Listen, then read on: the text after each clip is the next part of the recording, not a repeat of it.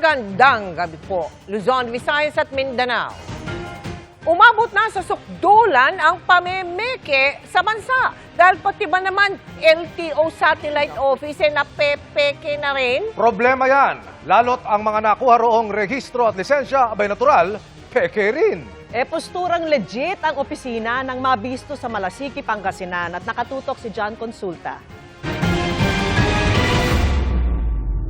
Sa surveillance video ng NBI Ilocos Regional Office sa isang bagong tayong establishmento, bumungad ang signage na LTO Office, Malasiki District Office. Mukhang legit pero sumbong ng LTO Region 1 sa NBI, peking opisina ito. Kaya agad ikinasa ang isang entrapment operation.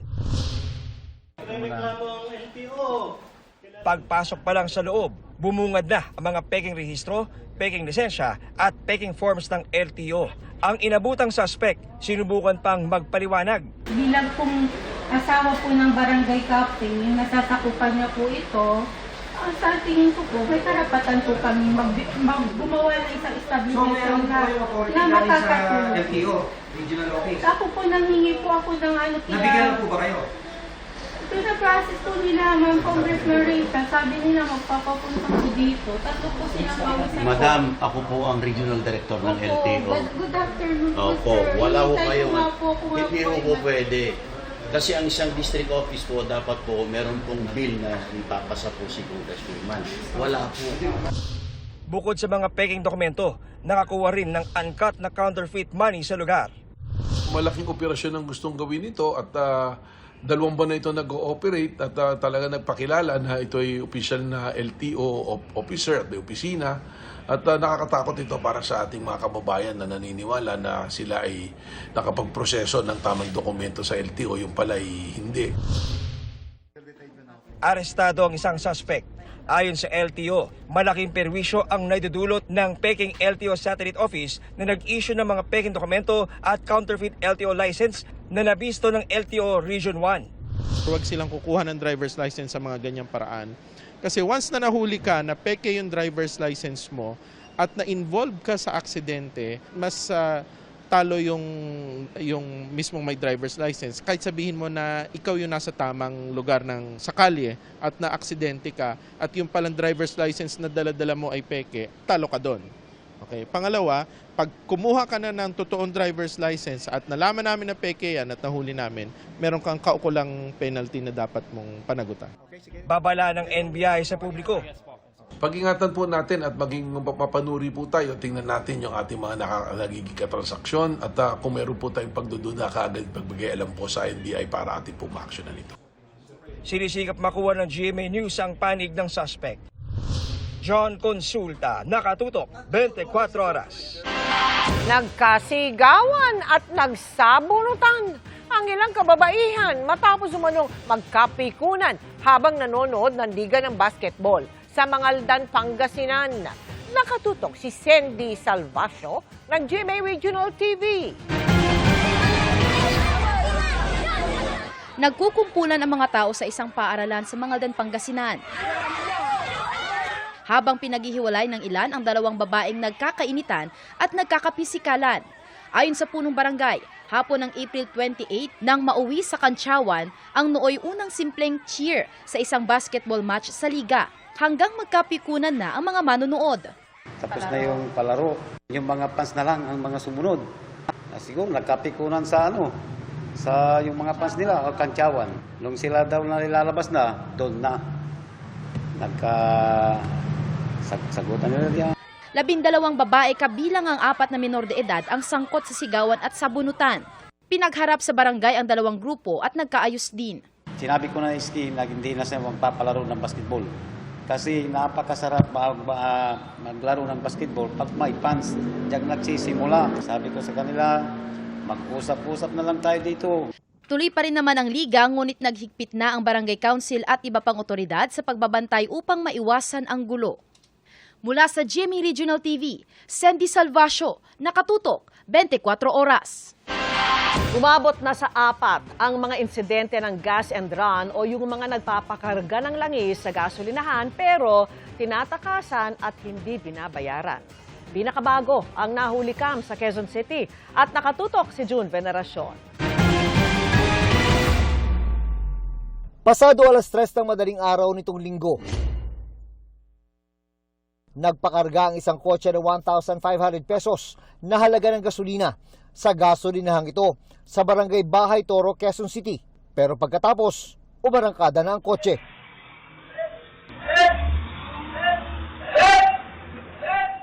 Bit-bit pa ng gas attendant ang payment terminal habang hinahabol ang hindi nagbayad na driver. Patuloy ang pag-review ng Quezon City Police District sa mga CCTV footage para matukoy ang plaka ng kotse at ang driver nito. Maharap ang driver sa reklamong theft. Ito po ay nananatiling isolated sapagkat sinasabi nga po natin, out of the 4,100 plus gasoline stations nationwide, ito po ay hindi nagdidikta ng kabuoang peace and order strategy na ginagawa ng Philippine National Police.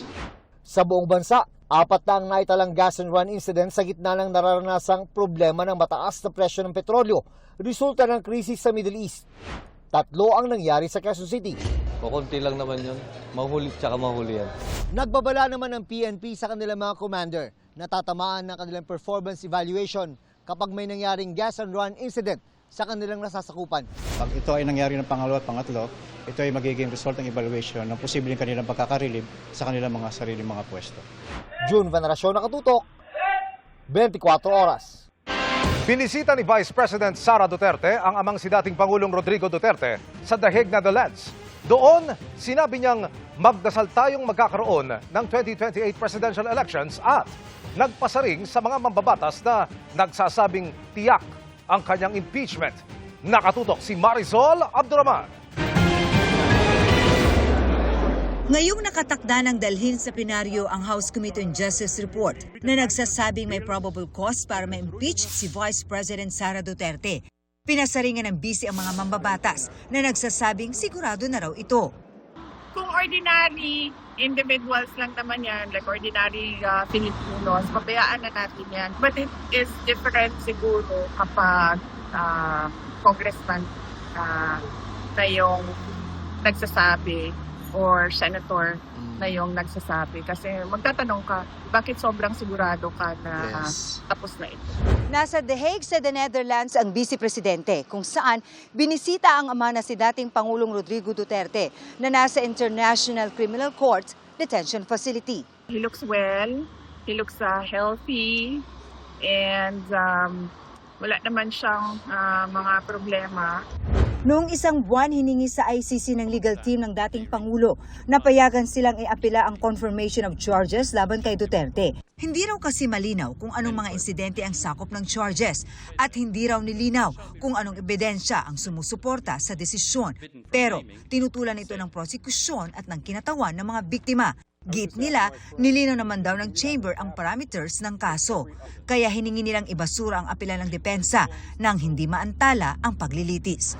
Sabi ni Vice President Duterte, tanggap na raw ng kanilang pamilya ang mga desisyon sa ICC at alam daw niyang hindi talaga palalayain ang ama. Well, I accepted it as it is. Discussion na rin naman namin yun ng mga abogado, no? Na we don't see any way that the ICC will let go of the case of President Duterte since isa na lang ito sa dalawa na ICC cases, no? So we don't think na they will let this go. This will really go to trial, and the best way to move forward is to prepare for time. Gayunpaman, sinabi daw niya sa ama na hindi tumitigil ang kanyang mga supporters. Sabi mo, hindi kayo susuko. So, pinaabot ko din sa kanya, sabi ko, nagsabi sila na hindi sila susuko. At sabi niya na sumuko na daw kayo. Well, hindi ko alam kung joke yun or hindi. But, we're traveled miles away for him. For PRD, I would take it as a joke. Siya naman daw nananatiling maganda ang pananaw sa buhay, pero may binitawang salita tungkol sa 2028 presidential elections. I'm already a presumptive candidate because I declared my intention to run for the next presidential elections. We can only pray that there will be a presidential elections on 2028 and it will be honest, orderly, and peaceful. Marisol Abduraman, Nakatuto, 24 Oras. Intriga para sa palasyo ang pahayag ni Vice President Sara Duterte na sana'y magkaroon nga ng presidential election sa 2028 at maging maayos ito. Sabi ni Palace Press Officer Undersecretary Claire Castro, nakikita ang kasabikan ng bise na pag-usapan ang eleksyon. Inihalin tulad din niya ang bise sa ama nitong si dating Pangulong Rodrigo Duterte. Unang-una po, nakikita rin natin ang kasabikan ng Vice Presidente na pag-usapan ng halalan sa 2028. Parang ito ba ay like father, like daughter? Alam naman natin na umamin ang dating Pangulong Duterte na siya ay eksperto sa paggawa ng intriga. So ang mga ganitong sagot mula kay Vice Presidente ay alam nating intriga lamang. Naharang sa pier sa Maynila ang 25 container mula China na iba ang totoong laman sa dineklara para mas mura ang buwis. Kabilang sa nasabat, bigas, peking produkto, pati mga pang-ukay. Nakatutok si Oscar Oida. Idineklarang plastic racks mula sa China, pero kung ano-ano ang laman. Yan ang nadiskubre ng Bureau of Customs nang inspeksyonin ang nasa 25 containers na nasabat nila sa Port of Manila. Ang deklarasyon nito yung plastic racks, yung lalagyan ng sapatos, cabinet na gawa sa plastic. Subalit, iba yung laman. Kabilang sa mga laman ay mga agricultural product tulad ng bigas at asukal. Halos 17 million pesos yung agricultural products. Kaya yan, pasok na yan sa Anti-Agricultural Economic Sabotage Act. So yun ang isasampa nating kaso dun sa mga officially registered owners and proprietor nitong kumpanya na to. Meron ding mga peking produktong lumalabag sa intellectual property rights na aabot umano sa 59 na milyong piso ang halaga. Meron ding mga pang-ukay-ukay na nagkakahalaga ng 22 milyong piso. Pati mga electronics, gamot, pagkain, cosmetics at iba pang kalakal na aabot umano sa milyon-milyong piso ang halaga. Ang suma total, halos 137 milyon pesos na.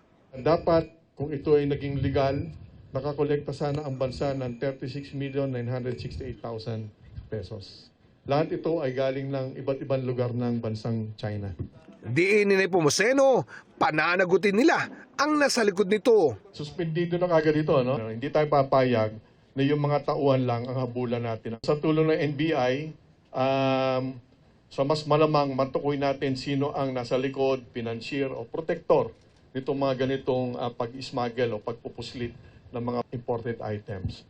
Sa ngayon, pinag-aaralan na ng BOC ang pinakamainam na gawin sa mga nasabat na produkto. Hindi natin gagawin na sirain to. So either i-donate natin sa isa pang ahensya ng pamahalaan or i-auction natin. Titingnan natin. Pero hindi natin mapasakin. Oscar Oida, Nakatutok, 24 Oras. Kinikilala ng Energy Department na maaring mapababa ang singil sa kuryente kung sususpindihin, babawasan o tatanggalin ang value-added tax o VAT nito. Gayunman, kailangan pa umano itong mapag-aralan ng mga economic manager, partikular ang Finance Department at Kongreso. Iyan ay para masigurong mababalanse ang panukala sa pagsisigurong tuloy-tuloy ang paghatid ng serbisyo ng gobyerno. Sa Senado, may mga panukala ng alisin ng VAT sa kuryente pero para lamang sa mga kumukonsumo ng 150 kilowatt-hour o mas mababa pa sa isang buwan. Hanggang 300 piso ang posibleng matapyas ng bill nila kung maipasa ang panukala. Good evening mga kapuso! Filled with festive energy ang cast ng Never Say Die at Task Force Firewall sa nagdagdag ng saya sa selebrasyon ng Bangus Festival sa Dagupan. Narito ang report ni Cindy Salvacio ng GMA Regional TV. Jam-pack ang GMA stage sa De Venecia Highway Extension, Dagupan City. Matapos ang makulay at masiglang pagdiriwang ng Bangusan Street Party, Kalutan, Dalan. Bukod sa pag-iihaw ng libo-libong bangus, nagbigay buhay rin sa selebrasyon ng Bangus Festival 2026 ang GMA Regional TV Kapuso Fiesta. Hatid ang cast ng Never Say Die at upcoming series na Task Force Firewall. Hiyawan ang fans nang lumabas sa entablado si Miguel Tan Felix. Mapapasa na all ka sa isang fan na dinala pa niya sa stage. Nag-perform din si Kylie Padilla, Buboy Villar, Cheska Fausto, at John Vic de Guzman. Sobrang sarap ng pagtanggap nila. Nakakatuwa yung mga tao dito, sobrang tataas ang energy nila. Ramdam namin yung excitement nila sa programa namin. So thank you very much mga Dagupenyo. Di rin nagpahuli ang team Never Say Die. Si David Licauco, inilabas ang kanyang charm at nangharana ng fans. Nakakabinging hiyawan naman ang isinalubong ng Dagupenyo sa all-out performance ni Jillian Ward. Nakising along din ang fans sa song number ni Annalyn Baro. We are really happy na nandito kami ngayon sa Dagupan. Warm yung pag-welcome nila. So, naging worth it po yung mahabang biyahe po namin. Kasi syempre, priceless pa rin na makita na masaya yung mga kapuso po namin. Ang Kalutan Dalan o ang pag-iihaw ng libo-libong bangus ay highlight ng taunang Bangus Festival na hindi rin pinalampas na ma-experience ng mga kapuso artist. Happy Bangus Festival, mga kapuso! Happy Bangus Festival, mga kapuso! Mula sa GMA Regional TV, Sandy Salvacio, nakatutok 24 oras.